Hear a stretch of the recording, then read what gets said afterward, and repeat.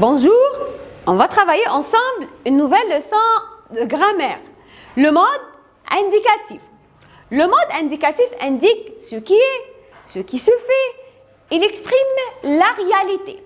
Et comme on sait, le mode indicatif a 8 temps. 4 temps simples et 4 temps composés.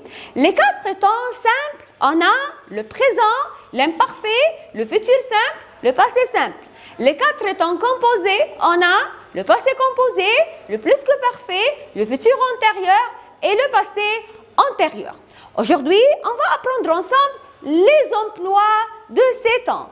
Commençons par les emplois du présent de l'indicatif. On a 4 emplois. D'abord, on a le présent d'énonciation qui exprime une action qui se passe au moment où l'on parle. Comme exemple, je lis la leçon et j'essaye de comprendre. Maintenant, j'explique la leçon. C'est le présent d'énonciation. Il y a aussi le présent d'habitude. Il exprime une action habituelle qui se répète.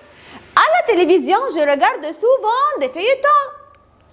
Il y a aussi le présent de vérité générale qui exprime une action toujours valable. Comme la Terre tourne autour du Soleil. Il y a le présent de narration qui exprime une action mise en valeur dans un récit au passé. Par exemple, le public s'impatientait. Le public s'impatientait. Tout à coup, le chanteur entre. Le roi était dans son château. Il discutait avec ses ministres. Tout à coup, les ennemis attaquent le château. Alors voilà, attaque, c'est le présent de narration.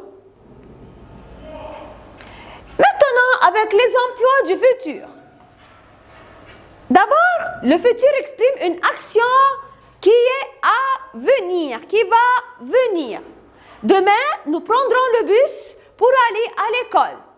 Aussi, il exprime un ordre ou un conseil.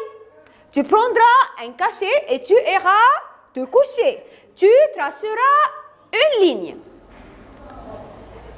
Après, on a les emplois de l'imparfait. D'abord, l'imparfait exprime une description dans le passé. Hier, les rues étaient désertes. Ou aussi, il exprime des actions non limitées dans le temps, une action qui dure dans le passé. Hier, mes amis et moi, nous nous promenions en discutant. C'est une action qui dure dans le passé, non limitée dans le passé. Ou des actions habituelles répétées dans le passé. L'année dernière, nous nous rencontrions souvent. L'emploi du passé simple. Le passé simple est utilisé uniquement dans une narration au passé pour des actions limitées dans le temps. Comme un jour, nous nous rencontrâmes à la gare. Ou des actions uniques qui font avancer l'histoire. Nous allâmes sur le quai. Et maintenant, avec les emplois de temps composés. Les temps composés comme le passé composé, le plus que parfait, le passé antérieur et le futur antérieur. Voilà. Qu'est-ce qu'il exprime? Il exprime une action antérieure à celle du temps simple correspondant.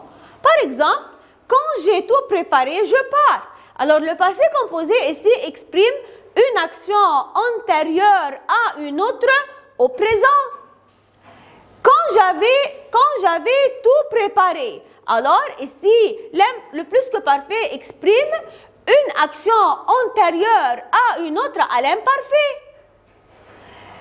Quand j'eus tout préparé, je partis. Alors ici, le passé antérieur exprime une action antérieure à une autre au passé simple. Quand j'aurai tout préparé, ici, le futur antérieur exprime une action antérieure à une autre au futur. Alors, le temps composé exprime une action antérieure à une autre au temps simple. Aussi, Le temps composé peut exprimer exprimer une action considérée comme terminée. Comme par exemple, hier, j'ai cassé le vase. C'est une action terminée. Voilà, comme ça, on a terminé notre leçon et on a su les emplois des temps simples et des temps composés du mode indicatif. Au revoir.